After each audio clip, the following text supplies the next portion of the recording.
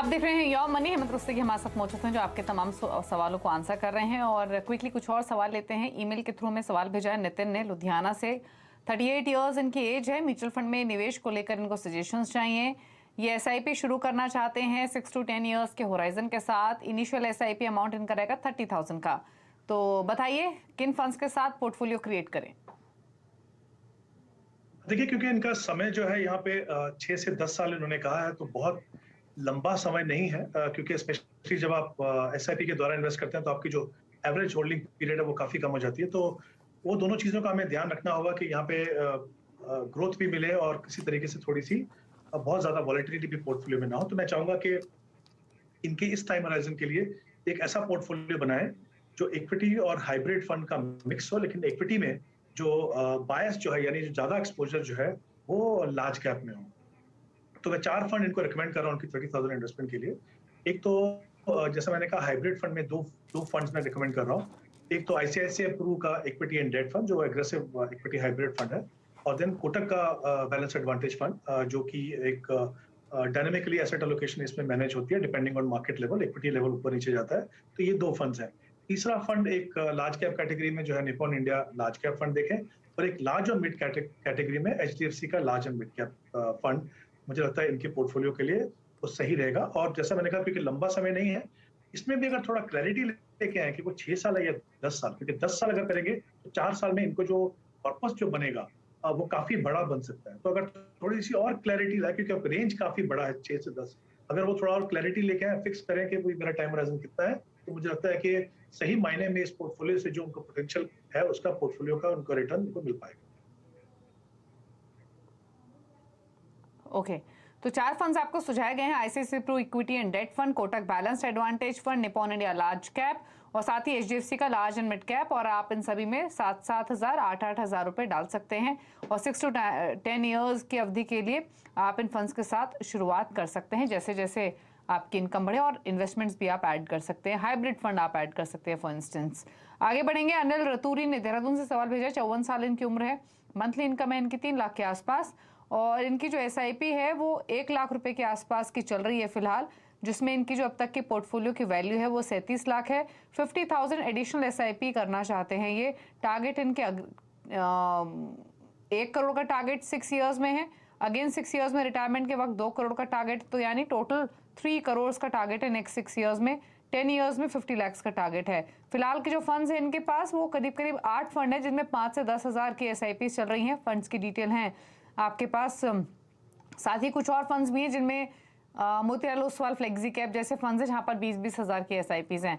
तो पूरी पोर्टफोलियो की डिटेल्स हैं हेमंत जी आपके पास। बड़ा पोर्टफोलियो है, बट सवाल यही है कि इन फंड्स के साथ ही स्टिक करें, और दूसरा ये कि इनके गोल्स हासिल करने के लिए मौजूदा अमाउंट काफी है या इंक्रीज करना होगा। जी बिल्कुल। सबसे पहले तो मैं कहना चाहूंगा कि जिस तरह की डिटेल हमें चाहिए होती है कि हम सही तरीके से सलाह दे सके, आई थिंक वो पूरी इंफॉर्मेशन इन्होंने दी है यहाँ पे। इनकी शुरुआत करते हैं कि जो इनकी जो इन्वेस्टमेंट है वो करीब 1 लाख रुपए की एसआईपी से इन्वेस्ट करना। उन्होंने कहा कि 50,000 रुपए एडिशनल इन्वेस्ट करना चाहते हैं।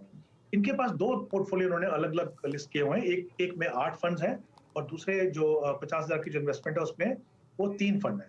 इनके 3 गोल्स हैं, जैसा आपने बताया कि 6 साल के बाद उनको अपने बेटे की पढ़ाई के लिए करीब 1 करोड़ चाहिए, अपने खुद की रिटायरमेंट के लिए 2 करोड़, और 10 साल के बाद बेटे की शादी के लिए उनको करीब 50 लाख चाहिए।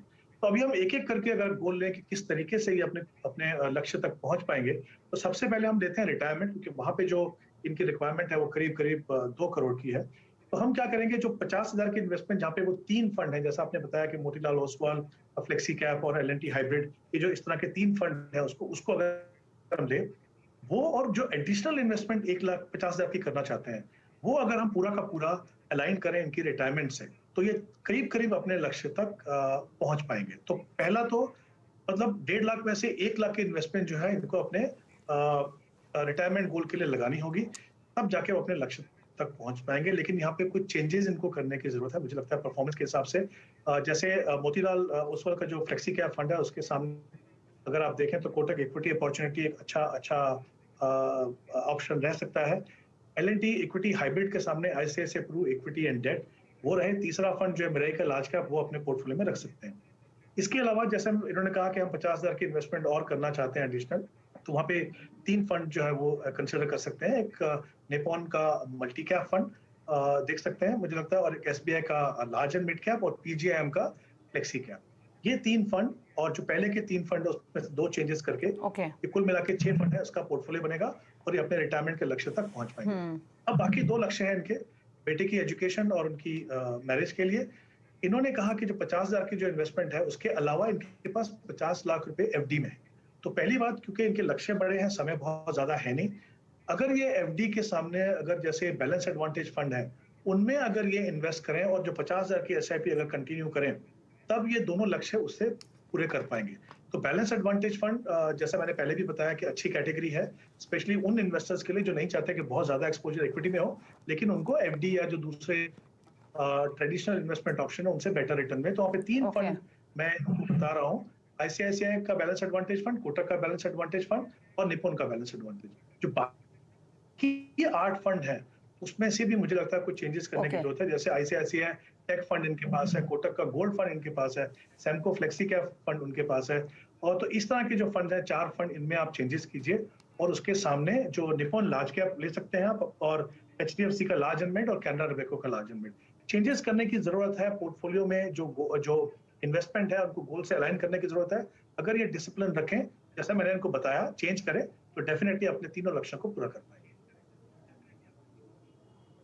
ओके, चलिए, तो थोड़े चेंजेस आपके पोर्टफोलियो में सजेस्ट किए गए हैं, गोल्स आप अपने हासिल कर सकेंगे, पोर्टफोलियो में बदलाव कीजिए, तमाम डिटेल्स आप अपनी स्क्रीन पर देख भी सकते हैं और उसके हिसाब से आप अपने पोर्टफोलियो में बदलाव करके आगे बढ़िए।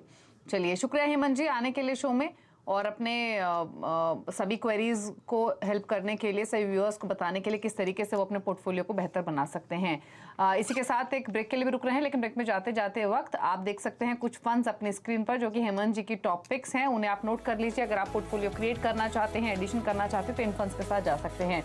Nippon India multi cap, Kotak emerging equity, ICICI Pru large and mid cap, HDFC large and mid cap. इसी के साथ तो योर मनी में इतना ही। नमस्कार।